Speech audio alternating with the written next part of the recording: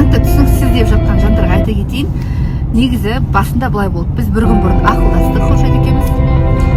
Осындай қылып жасаймыз деп. И келесі күні, сол пранк жасайтын күні, мен Дианаға WhatsApp-қа жазып жіберемін ғой. Біз отельдеміз, номердамыз. И ресепшнда хамо бір қызбен отыр деп жазып жіберемін ғой. Бірақ паниковать етпе, сөйлесіп отқан шығар әшейін, ашуланба анау-мынау деп жазып жіберемін ғой. Диана, хорошо деді да, сразу маған ответ жоқ, ары қарай жазсам. Сөйтсем уже астына келе жатыр екен, біз астына күтіп отырмыз сол кезде. Деп сондай. Сонда қызық болды, бірақ арты енді нормально болып кетті. Әйтеуір дегенде түсіндірдік, ол біздің идеямыз, ол Хамоның идеясы емес деп. Хамоға сәл ренжіп қалды да, потом кейін түсінді. Мен Нуркамын десе де сенбейді ғой. Жоқ. Мені көзі көрмей қалды. Қалайсыздар, қалдарыңыз қалай? Енді деген нормально болып сториске шығып жатырмыз. Бүгін осылай күшті подушка алып алдым, уже маған қазір жатуға ыңғайсыз болып жүр. И сонымен деген бағанағы пранк жайлы айта кетейін, ол Таиландта түсірілген, ешкімді кінәлаудың қажеті жоқ. Ол кезде ешкім менің аяғымның ауыр екенін білмейді.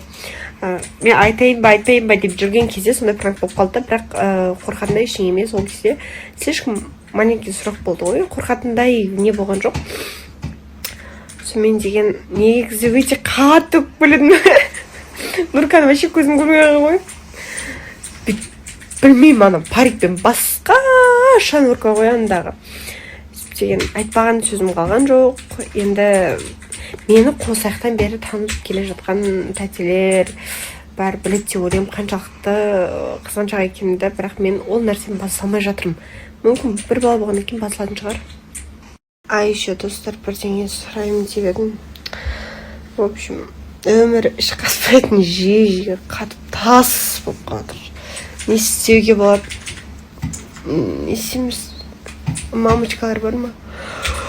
Ақыл айтып жүретін. Сторисін біршін шығардым ғой, есініп. Қолым істемей қалды. В общем, стористарым бөлініп кетті. В общем, пранк былай болады.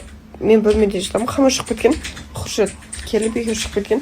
Ойымда дым жоқ, мен өзімнің отельде өзім бөлмемде жатырмын. Нурка өзінікінде жатыр, и Нурка жасады. Диана, мен сендерді қатып айсылаймын, бірақ енді Хамоның мынаусы дұрыс болған жоқ, бірақ ашуланба, не үштеме, жазады ғой. Может, әшін сөйлесіп жатқан шығар, сөйлесе аласыңдар ғой, потом енді саған жақын болғаннан кейін жібермеске болмады дегендей қылып сообщение жасады.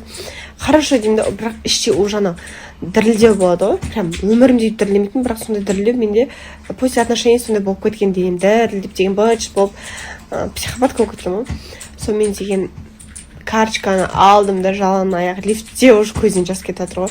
Алдымда отырған Қошатты көрген жоқпын, Нурканы көрген жоқпын.